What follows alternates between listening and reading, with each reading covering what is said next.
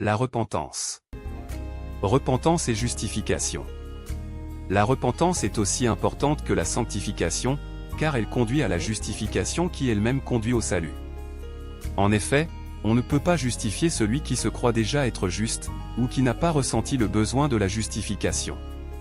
Quand nous nous regardons à travers le miroir, et que l'on voit ce que nous sommes devenus, quand le regret, la douleur, la tristesse nous envahissent, et que nous nous condamnons nous-mêmes.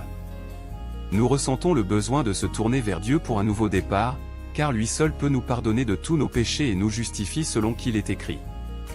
Venez et plaidons, dit l'Éternel. Si vos péchés sont comme le cramoisi, ils deviendront blancs comme la neige, s'ils sont rouges comme la pourpre, ils deviendront comme la laine. Si vous avez de la bonne volonté et si vous êtes docile, vous mangerez les meilleures productions du pays.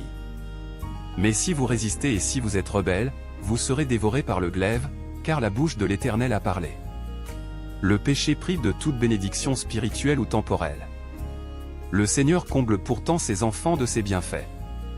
Ses compassions, et la manière dont il en fait profiter, sont des raisons puissantes pour exercer chaque jour une vraie repentance.